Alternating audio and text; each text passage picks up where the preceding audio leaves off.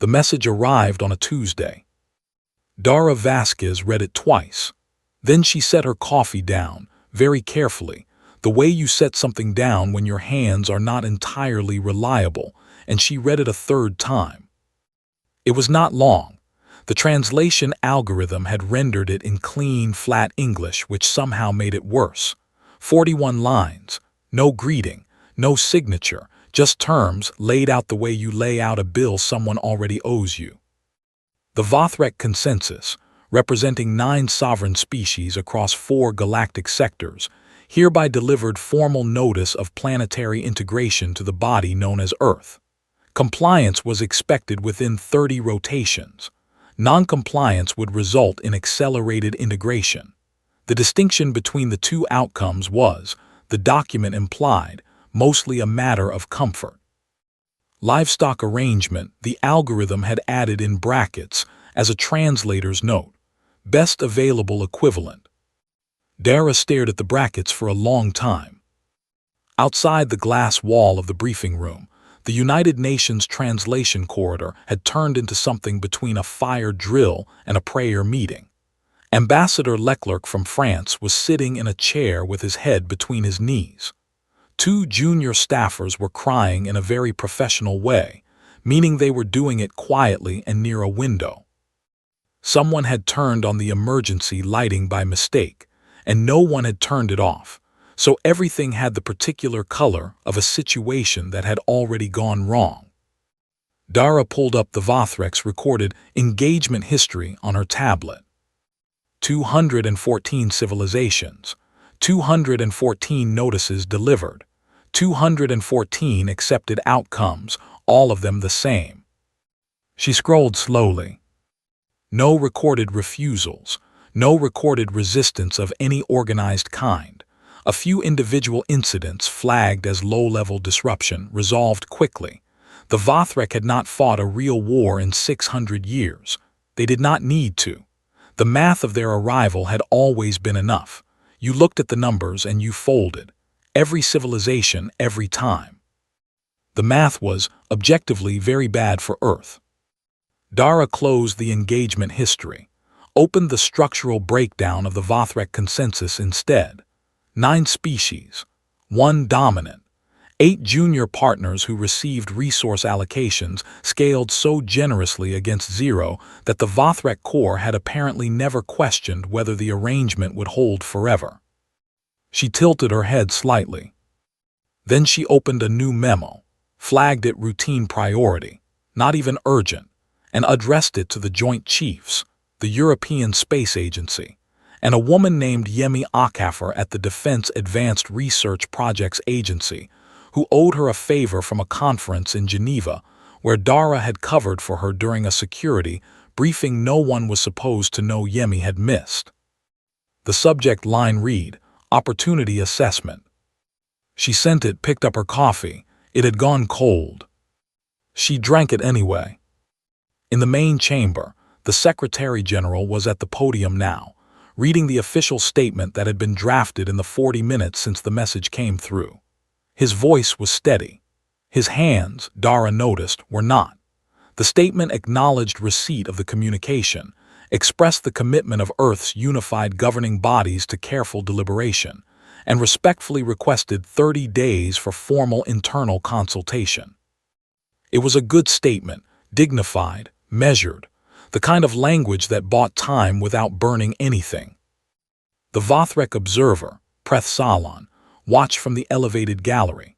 His species had 4 upper limbs, a jawline architecture that registered as vaguely regal in most human observers, and antennae that curled slightly at the tips when he was relaxed. They were curled now. His cultural attaché had briefed Dara's team that this particular posture was the Vothrek equivalent of a man leaning back in a chair after a meal that had gone exactly as expected. He would file his report within the hour. Dara knew what it would say without reading it, expected distress signatures, recommend standard occupation framework, 30 days granted. They always granted the 30 days. She watched him watch the Secretary General. She thought about the 8 junior species in the consensus. about the resource allocations, about 600 years of civilizations who had looked at the math and in folding had never needed to ask each other what they might have done instead.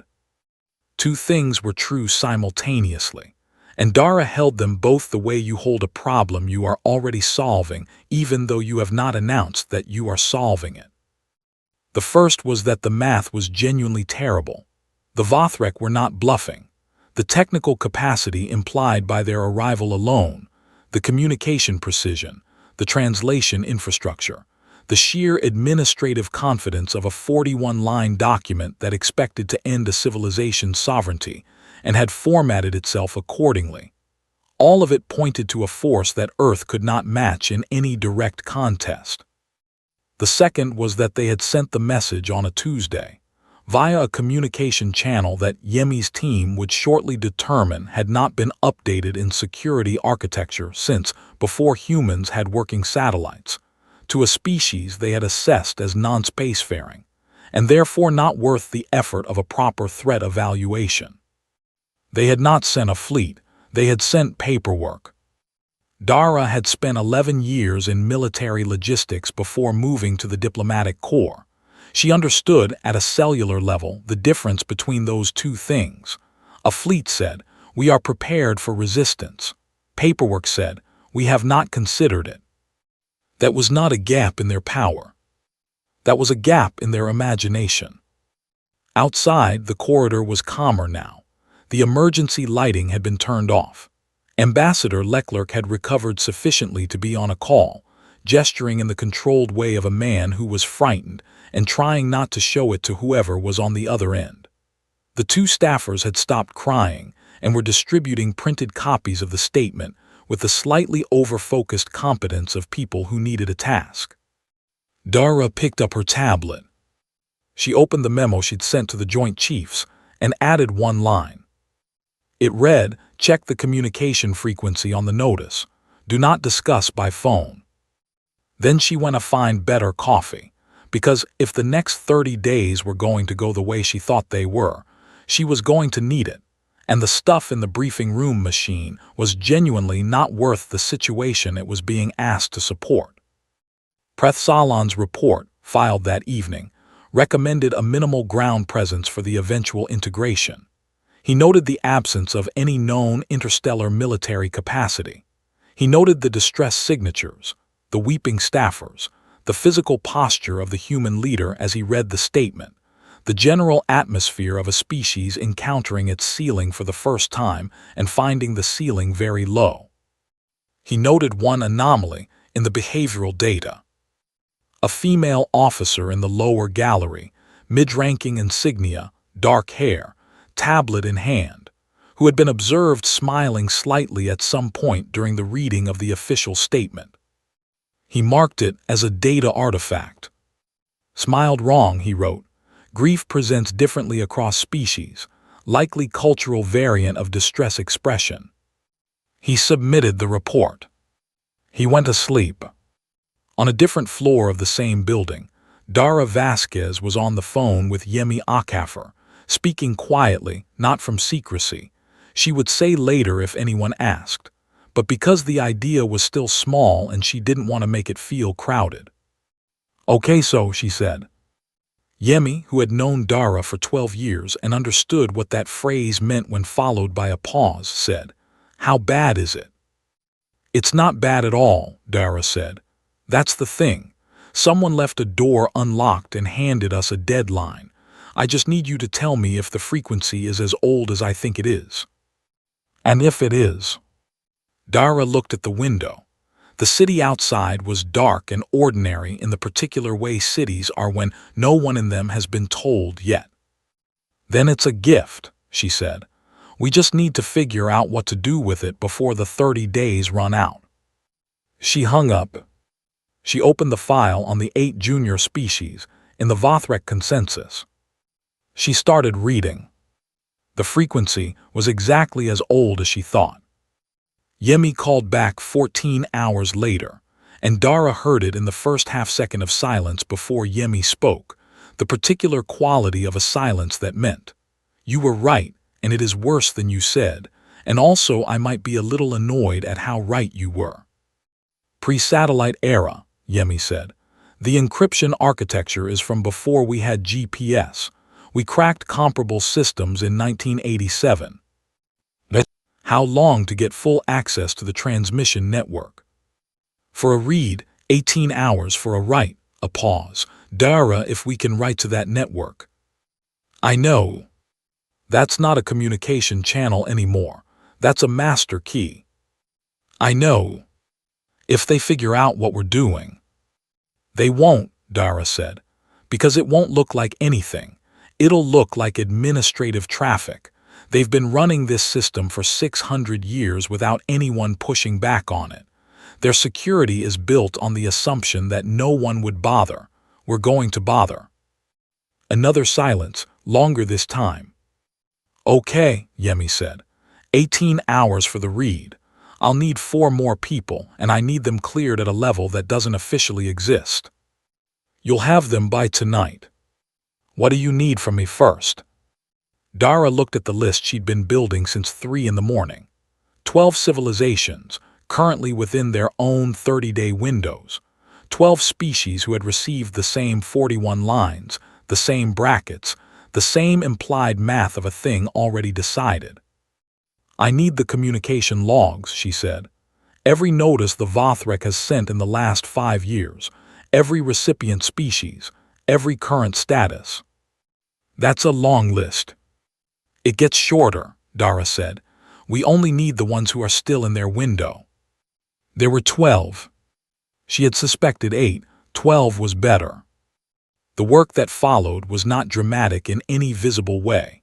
It did not look like the beginning of something. It looked like what it technically was, a mid-level diplomatic officer working long hours on a complex multi-party consultation framework. Her badge got her into rooms. Her clearance got her into other rooms. The fact that she had, over 11 years, made herself useful to people in ways that left no fingerprints got her into the rest. The Joint Chiefs read her memo and called her in on day 3. General Alan Prout, who had the manner of a man who had been skeptical of things professionally for 40 years and was not about to stop, put her memo on the table between them and said, "This says opportunity assessment. It does not say what the opportunity is." I didn't know yet when I sent it, Dara said. I know now. She laid out what she had. The communication frequency. The 12 active windows. The 8 junior species. The resource allocation breakdown that showed clearly that the Vothrek core kept 70% of everything and distributed the remaining 30 across 8 partners in proportions that said, "You are here because leaving would be complicated, not because you are valued." Prout listened. His expression did not change. This was not unusual. His expression did not change when things were bad, and it did not change when things were good, and Dara had learned to read the quality of his stillness instead. Right now his stillness had the quality of a man doing very fast arithmetic. "You want to contact 12 alien civilizations," he said. "Yes. Species we've never spoken to. Species who are currently scared and isolated and sitting in 30-day windows believing they're alone in this. Yes. And do what? Offer them something better than what they have." Prout looked at her for a moment. "That's not a plan," he said. "That's a sentence." "The plan is 60 pages, Dara said. "I can walk you through it. But the sentence is the part that matters, because the sentence is what every single one of those 12 species is going to hear first, and if the sentence isn't right, the 60 pages don't get read." He looked at the memo again. She waited. "How are you planning to reach them?" he said, "without the Vothrek knowing?" Dara allowed herself the smallest possible version of a smile. "Through their own network," she said, "formatted to look like standard resource amendment traffic, which the Vothrek core does not review manually, because in 600 years no one has ever sent them a resource amendment they didn't write themselves." The silence in the room was the particular silence of something tilting. "What do you need?" Prout said finally. Authorization, cover, and Yemi Akafer's team to keep doing what they're already doing. He nodded once, not enthusiastically. The way you nod when you are not yet willing to call something a good idea, but you are willing to acknowledge that it is the only idea. 30 days, he said. 26 now. He nodded again. Don't waste them. Dara left the building and sat in her car for 4 minutes. Not because she was overwhelmed. She was not particularly overwhelmed. She sat because she had learned a long time ago, in a context she did not discuss, that there was a specific kind of tiredness that came not from the work but from the weight of being the person who saw the door before anyone else did, and that the only cure for it was 4 minutes alone before you walked through it. She drove back to the office. The first contact message went out that evening, routed through the Vothrek transmission network, formatted as a routine resource data request, addressed to the 12 species currently sitting in their own silence believing no one was coming. It was not a long message. It said, "You are not alone in this. We have a proposal. Please respond through this channel, and do not mention this communication to the Vothrek." Then it said, "We are the species from the third planet of a minor star system, in a sector you probably do not have a name for yet." Then it said, "We got the same letter you did." Then it said, "We think it is a door." 12 civilizations read that last line. 11 of them did not understand it yet. One of them, a silicon-based species called the Theresi, who had been under Vothrek pressure for 200 years, and were tired in a way that had settled into their architecture like sediment, wrote back in 4 words. "What is behind it?" Dara read the response at 2 a.m., alone in the comms room with cold coffee and Yemi's voice, still faintly audible from the next room where her team was running the frequency maintenance. She typed back immediately. "Something better than what you have." The Theresi took 11 minutes to respond. "Then we are listening." Dara set the coffee down. "Okay, so," she thought. "Here we go." The Moonrak responded differently. They did not respond with words. Their first message, received on day 8, was a data packet that Yemi's team spent 6 hours decoding, and when the decoding was complete, it turned out to be a detailed inventory of every weapon system the Moonrak had developed, categorized by yield, range, and current operational status. Dara read the inventory for a long time. "Is this a threat?" one of Yemi's analysts asked. "No," Dara said. "It's an introduction." She pulled up a blank message window. "They're telling us who they are before they decide if we're worth talking to." She spent an hour drafting Earth's response. When she was done, it was also a weapons inventory. Every publicly acknowledged system, plus 3 things that had never been publicly acknowledged, added not to impress but to signal, "We are also telling you who we are." She sent it. The Moonrak took 4 hours. Then they sent 2 words in translated flat English through the Vothrek's own network. "Continue speaking." The Theresi, meanwhile, had become something she had not expected. Easy, not cooperative in a strategic way.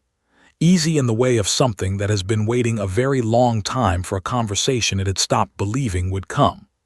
They asked questions with the patience of a species that had learned to pace itself across centuries, and they answered hers with a directness that made the 12-hour time delay between their star and Earth feel almost irrelevant. On day 11, the Theresi sent her the Vothrek's internal administrative structure. Not the public-facing one, the actual one. 200 years of being adjacent to power, and they had been watching and recording and storing, the way you store things when you do not yet know what you will need them for, but you know the day will come. Dara sat with that file for a long time. She thought about 200 years. She thought about patience she did not have a unit of measurement for. She closed the file carefully, the way you close something that deserves to be closed carefully, and added it to the architecture of the proposal that was now 48 pages and growing. The Pell were the hardest. Small, bioluminescent, deeply faithful, they had received the Vothrek notice, and in the quiet days after had arrived collectively at the conclusion that it was a form of cosmic judgment. Their theologians had issued formal guidance. Their population was calm. Not the calm of people who had given up, the calm of people who had decided what the situation meant and found the meaning sufficient. Dara spent 6 days on them. She did not argue theology. She had learned in a different life that you do not argue the frame, you change what's in it. She sent the Pell the Vothrek tax records. Not all of them. The specific subset that documented what happened to the spiritual sites, the sacred spaces, the ceremonially significant territories of the 214 species who had accepted integration. Documented with Vothrek administrative precision, because the Vothrek had categorized those spaces under resource classification. Because to the Vothrek the distinction between a temple and a mineral deposit was a matter of what you could extract from it. The Pell read the records. They did not respond for 2 days. When they responded, they did not address the theology directly. They asked one question. What do you need from us? Dara breathed out slowly. By day 18, she had formal preliminary agreements with 11 of the 12 species. The 12th, a methane atmosphere civilization called the Vresi, had not responded at all. Not a refusal, not a request for more time. Just silence, which Yemi's team eventually determined was because the Vresi communication system operated on a frequency band that the Vothrek's network did not carry cleanly, and the message had arrived garbled. Dara sent it again, corrected. The Vresi responded within an hour. They said, "We have been waiting for someone to contact us for 30 years. We assumed no one would. What took you so long?" Dara stared at that message for a moment. Then she wrote back, "We only just got the letter." The proposal in its final form was 62 pages. It was formatted, at Yemi's insistence and with genuine craft, to appear within Vothrek administrative systems as a standard resource-sharing amendment request. The kind of document that the Vothrek legal team would receive as a matter of routine processing and begin reading without any particular alertness. Because in 600 years, no one had ever sent them a resource amendment they needed to be alert about. The document's first 4 pages were genuinely administrative, dry, precise, the kind of language that made legal teams comfortable and slightly inattentive. Page 4 contained a clause that, in Vothrek administrative law, constituted a binding mutual defense framework between co-signatories. There were 13 co-signatories. All 13 were species, currently under active Vothrek subjugation notices. And running through the remaining 58 pages, rooted through the legitimate administrative language like a second river under a visible one, was the actual offer, not to the Vothrek, to the 8 junior species in the consensus, who would receive the same document simultaneously, through the same network, formatted as a routine copy notice. The offer was simple. It said, there is another arrangement available, one where your allocation is not 30% of someone else's decision, one where your people's name appears first on the document instead of 8th. You have never been asked if you wanted this. We are asking. On day 24, Dara went over the final document with the full team. It was late.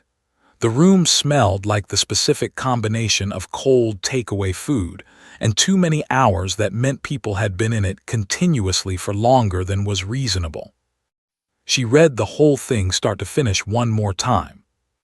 Then she looked at the room. "We're ready," she said. No one cheered. This was not that kind of room, but a particular quality of silence settled, the kind that meant, "Yes, and we know what this costs and we're doing it anyway." Yemi caught Dara's eye from across the table. She did not ask if Dara was okay. She had known her long enough to know that the question in this moment would not land correctly. Instead, she made the specific face that meant, "I see you," which was enough. Dara looked at the wall for a second. Then she looked back at the document. 2 days to the deadline. The proposal was ready. She sent the distribution confirmation to all 13 co-signatories. 12 civilizations, scattered across 4 sectors, all received the same message in the same moment. It said, "Deliver this on deadline day, simultaneously. Do not deviate from the format. Do not announce it in advance. Let it arrive as paperwork." The most dangerous thing they were about to do was going to look, from the outside, like filing. Dara found something in that deeply satisfying. She went home for the first time in 3 days. She slept 4 hours. She came back. The deadline was tomorrow. Deadline day arrived the way significant days often do, without any visible sign that it was different from any other. The chamber where Earth's formal response was to be delivered had been arranged with care, the right flags, the right seating configuration. The Vothrek diplomatic team had sent a full delegation, which was itself a mild departure from standard procedure. Normally, the consensus sent 2 observers to record the capitulation. They had sent 7. Dara noticed this from her position at the back of the observer gallery. She filed it under, "They are expecting theater. They want witnesses for the part where we fold." The Secretary General, a man named Colin Fairbanks, who had the particular quality of a person who had been steady in rooms where steadiness was difficult for so long that it had become his actual personality, walked to the podium. He was not nervous. Dara had spoken to him the night before. She had walked him through the document and the plan and what the next 4 hours would most likely look like. He had asked 3 precise questions, listened to the 3 precise answers, and then said, "All right," in the tone of a man who had decided. He was the right person for this moment, not because he was fearless. She did not believe anyone standing at that podium on that morning could honestly claim fearlessness, but because his fear had apparently decided to stay in its lane and not interfere with his function. He began reading. The official response was measured, respectful, formally composed in Vothrek diplomatic register, which had no grammatical mode for refusal. It had only modes for submission, negotiation within submission, and ceremonial submission. The language team had spent 4 days threading the proposal through the negotiation within submission mode, and they had done it with precision. The response said, "Yes, Earth acknowledged the terms." It said, Earth was prepared to proceed with integration discussions. It said, Earth had prepared a resource-sharing amendment for the consensus's consideration, which it submitted herewith, co-signed by 13 interested parties, for review under standard administrative protocol. Then Colin Fairbanks set the document on the table. 62 pages. A Vothrek legal aid collected it with the particular automated efficiency of someone performing a task they expected to take 20 minutes, and then discard. Preth Salon in the gallery above had his antennae curled, comfortable. He had his report half-drafted already. Capitulation accepted. Integration to proceed. Minimal incident. The legal aid opened the document. Dara watched the aid read. Pages 1 through 3, the aid's posture did not change. Page 4, the aid stopped.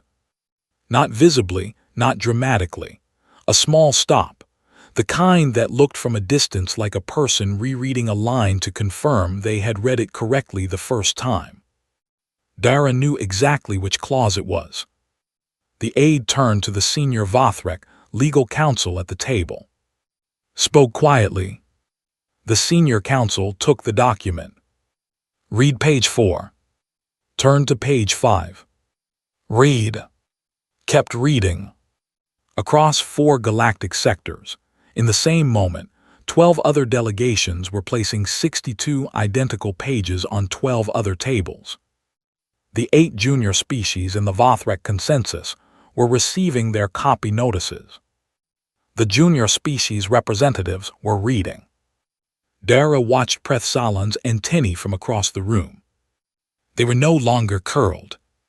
The Vothrak Senior Council reached page 31 and stopped completely, set the document down, said something to the lead delegate in a tone that Dara's lip-reading skills were not strong enough to parse, but whose emotional register she could identify from 30 meters away. The same register she had heard in rooms before, in different contexts, in contexts she did not visit in her memory if she could avoid it. The register of a person who has just realized the room they are in is not the room they thought they were in. The lead Vothrak delegate stood, addressed Colin Fairbanks directly. The translation came through Dara's earpiece 4 seconds later. It said, "This document contains unauthorized coalition language. This is outside accepted response parameters." Colin Fairbanks said, politely, the document had been submitted under standard administrative protocol, as stated. Earth would be happy to discuss any specific clauses the consensus wished to review. The Vothrak delegate said, "The co-signatories listed on this document are species currently under active integration notices. They do not have standing to co-sign coalition agreements." Colin Fairbanks said, the document had been reviewed by Earth's legal team and the legal teams of all 13 co-signatories.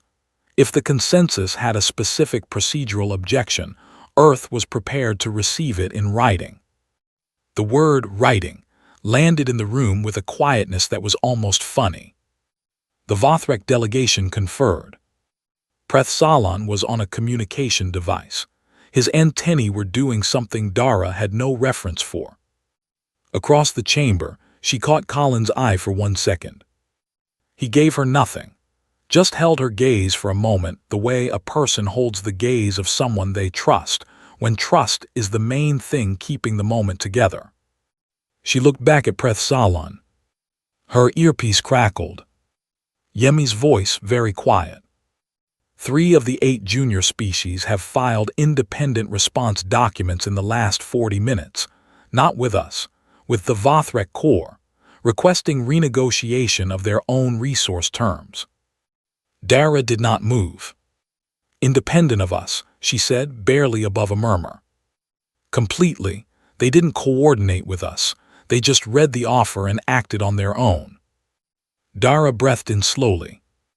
This was the part she had hoped for but had not built into the plan, because you could not build hope into a plan. You could only build structure and leave room for things to go better than expected. 3 species, after 200 years of accepting an arrangement that gave them 30% and a seat at someone else's table, had looked at the offer in the document and done the arithmetic themselves. They had not needed to be convinced. They had needed to be shown that the arithmetic was possible. "What's the Vothrak Corps' response?" she asked. "They haven't responded yet," Yemi said. "I think they're still reading." The Vothrak lead delegate in the chamber was on a communication device now as well.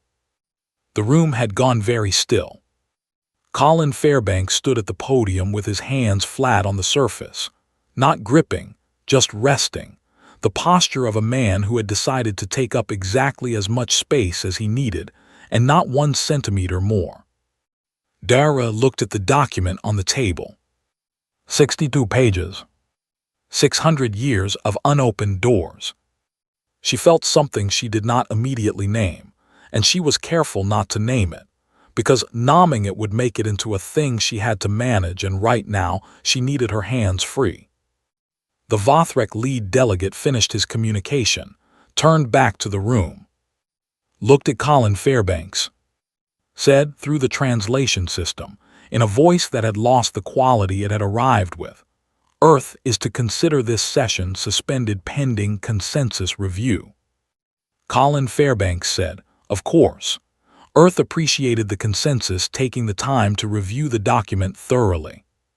The Vothrak delegation left the chamber. The room was silent for a moment. Then one of the junior Earth staffers, a young man named Owen Gale, who had been working the communications desk for 16 hours and had not slept, said, very quietly, to no one in particular. Did that just work?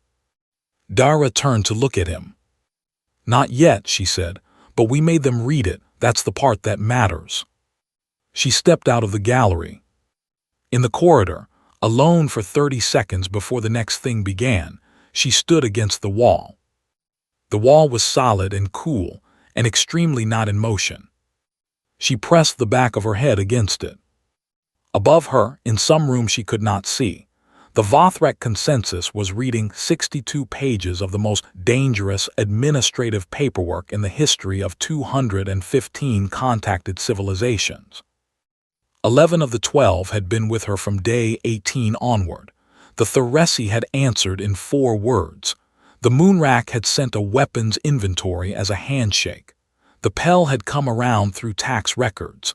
The Vresi had been waiting 30 years. She had not done this alone. That mattered. That was the thing she needed to hold right now, with the wall against her back and the next phase still coming. She had not done this alone. Her earpiece crackled again. Yemi, a 4th junior species, just filed. Dara, a 4th one, just went independent. She closed her eyes for 1 second. Opened them. Pushed off the wall. Went back in. 6 months is not a long time in the life of a civilization. It is a very long time in the life of a negotiation. The Vothrek consensus, as it had existed for 600 years, did not survive the 6 months intact. It did not collapse dramatically. It did not end in a war or a confrontation or any moment that would make a satisfying scene in the kind of story where things ended clearly. It fractured the way old structures fracture, slowly, then all at once, then slowly again as people sorted out what was left. 4 of the 8 junior species formally withdrew from the Consensus Resource Agreement within the first 60 days, not to join the new compact. Not yet. They withdrew to renegotiate, which was a different thing, a more complicated thing, a thing that meant they were no longer in the old arrangement but had not yet fully stepped into the new one. They were standing in the space between 2 rooms. Dara understood that space well. The Vothrek Corps responded with a second ultimatum, harder than the first, less administrative, more direct. They sent it to Earth specifically, because Earth was the identifiable source of the disruption, because the paperwork had Earth's name on it, because blame needs a place to land and Earth was the most convenient landing pad. Dara read the second ultimatum the morning it arrived. It was longer than the first. 41 lines had become 93. The language had changed. The brackets around the livestock arrangement phrase were gone. What replaced them was not softer. She read it through once, sat with it for a moment. She had a file on her desk from the previous evening that she had not opened yet, an intelligence report compiled by the Theresi from their 200 years of records on the Vothrek's founding history, the first species they had ever brought into the consensus, what that species had looked like before, what it looked like now. She picked up the file. She put it back down. Not yet. She opened the second ultimatum instead and began the work of responding to it, because that was the next thing, and the next thing was what mattered when the other things were too large to look at directly. The response took 3 weeks. It involved Yemi's team and the Moonrak's weapons architects and the Theresi's administrative data and the Pell's surprisingly detailed intelligence network, which had been operating quietly for 80 years on the basis of a theological principle that translated roughly as, "It is not distrust to understand what moves toward you." The response was not another document. It was a demonstration. Not military. Something simpler and more unsettling than military, which the Vothrek would have known how to categorize. It was the demonstration of a thing the Vothrek had not considered possible, that 13 species, who did not share a language or a biology or a history or a value system, had nonetheless coordinated a complex multi-vector action across 4 sectors in 26 days using the Vothrek's own communication infrastructure. The demonstration said, "You built a network for controlling information. We used it for sharing it. Those are different things, and the difference is structural, and you cannot close it by changing the locks because we already know the building." The Vothrek Corps withdrew from 2 sectors in the following month. Not a retreat, their official communication said, a strategic reallocation of resources. Dara read that phrase and felt something that was almost affection for the precision of it. She had written phrases like that herself, the language of power acknowledging a limit it would not name directly. The Compact's first formal session was held in a purpose-built orbital station above a neutral point between 3 of the member species systems. Getting their required travel methods that did not yet have standardized protocols, conducted between species who had never shared physical space, many of whom had biologies that required different atmospheres, temperatures, and sensory environments. The logistics alone had taken 2 months. Dara had done most of it from a small office in Geneva with a standing desk and a communication array that Yemi's team had modified to handle 14 different signal formats simultaneously. She had not slept well in 6 months. This was not new information. The session was held. It was not smooth.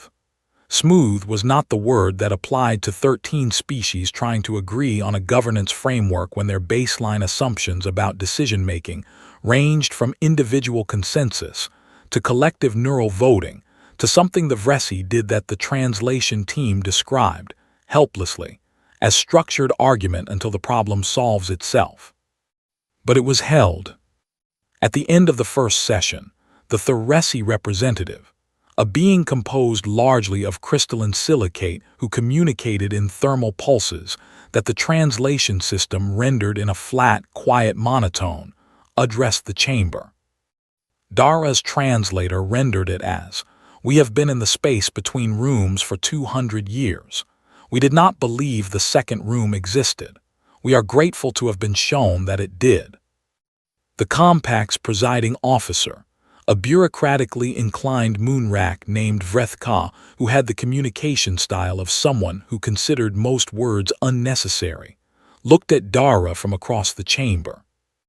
Dara was sitting in the human delegation's secondary row, not the primary row, because she was not the Secretary General or any kind of official head of anything. She was there because Colin Fairbanks had insisted on it, and because Vrethka had specifically requested her presence by a designation that translated as, "the one who opened the network." She was also there because Yemi had told her she had to come, and that she was not allowed to run the session communications from Geneva by herself again, and that Dara had to be in a room with other people sometimes. Vrethka's look said, "You should say something." Dara's look back said, "I should not." Vrethka continued to look at her. She stood. She had not prepared anything. She did not believe in preparing things for moments she had not yet seen clearly, because the prepared version was always slightly wrong, shaped for an imagined version of the room rather than the actual room. She looked at the chamber. 13 species, 30-odd representatives in varying stages of presence, some via holographic relay from atmospheres that could not be replicated in the station, the Pell bioluminescent in their enclosure, the Vresi thermal and slow, the moonrak still, in the particular stillness of a species whose default resting state involved a great deal of suppressed readiness. She said, "We received the letter and we said thank you." She paused. Not for effect, because that was the sentence and she wanted to let it sit before the next one arrived. She said, not out loud, "But that is what we said, because they handed us the one thing we did not have, a deadline and a common problem. That is all unity has ever needed, not shared values, not shared history, not shared biology, just the same problem arriving at the same time and someone willing to try for the door before the 30 days ran out." She stopped. She looked at the Vresi representative. She said, "We were not fast. You waited 200 years and we arrived on day 1 of 30. That is not something I can make right, but we are here now. The chamber was quiet, not uncomfortable, the quality of a quiet where people were thinking rather than waiting. Then Vrethka said, in the flat translated monotone that was the Moonrak's equivalent of a deliberate compliment, "This is sufficient." Dara sat down. Yemi, beside her, did not say anything. She passed Dara a cup of something hot that was technically coffee in the same way that orbital station air was technically atmosphere. Dara drank it. After the session, in the small berth she'd been assigned on the station, she sat on the edge of the bunk and looked at the porthole. The stars outside had no names she knew. They were not the stars she had grown up under, not the sky she associated with being a person with a history and a body, and a set of years she did or did not count. She picked up the file she had brought with her. The Theresi Intelligence Report, the history of the Vothrek's first subjugated species. She opened it. She read it for 40 minutes. She closed it. She held it in both hands for a while. The history of an old wound that was not hers to carry was still, nonetheless, a weight when you held it. That was the thing they did not tell you, not your wound, still a weight. She set it on the small table. She thought about the first message she had sent through the Vothrek's own network, 6 months ago, in the middle of a night that had felt simultaneously like the beginning and end of something. "We think it is a door." The Theresi had written back, "What is behind it?" She had answered, "Something better than what you have." She had believed that when she wrote it. She still believed it. Belief was not the complicated part. The complicated part was the distance between believing it and building it, which turned out to be the work of years and not of 30 days and not of 62 pages and not of any one thing that could be pointed to and called the moment. The compact did not have a name yet. Someone would name it eventually, probably after her, the way things got named after people who would find the naming mildly irritating. There had already been a preliminary motion in the second session, submitted by the Pell, who had strong feelings about the commemorative importance of language. She had filed an objection. It had been noted. She was reasonably certain it would be ignored. Preth Salon had requested a private channel 3 weeks after the first formal session. She had taken the call from the same Geneva office she had been running the network coordination from, standing at her desk because she never sat at her desk anymore. He had asked her how she had known the junior species would fracture. She had told him the truth. She had not known. She had known the offer had to be better than the existing arrangement, and she had believed that better was a low bar when the existing arrangement had been running on inertia and the fear of change for 600 years. He had said, "You treated our ultimatum like a tool." She had said, "She treated it like a door someone left unlocked. That was a them problem." He had been silent for a long moment. Then he had said something that the translation system rendered as, "I understand why you did not show the fear." She had not answered that directly. She had said, "Thank you for the call." She had ended it. She had stood at the desk for a minute afterward. He was not wrong. She had not shown the fear because she could not afford to show it, and she could not afford to show it because she was the person who had seen the door, and if she showed the fear the door would stay closed, and she had lived long enough and seen enough closed doors to know that you did not get to come back and open them later. The moment passed. You went through while the moment was still present, or you spent the rest of your time explaining why you had not. She had gone through. They had all gone through. 13 civilizations, standing now in the second room, looking at a space that did not yet have furniture or rules or a name, that was drafty in the corners and uneven in places, and full of the particular kind of difficult work that came after the crisis, and lasted longer and got less attention. This was the part she had not outlined in the memos. Not because she had not thought of it. Because some things could not be planned from the outside. Some things you could only do from inside them. day by day, with cold coffee and Yemi's voice on the other end of the line, and the stars outside a porthole that had no names you recognized. She lay back on the bunk. The station hummed around her. She thought we said thank you. She thought, and now we do the harder part. She closed her eyes. She slept. For the first time in 6 months, she slept without the file on the table feeling like something unfinished. It was still unfinished, but it was open. That was enough for tonight.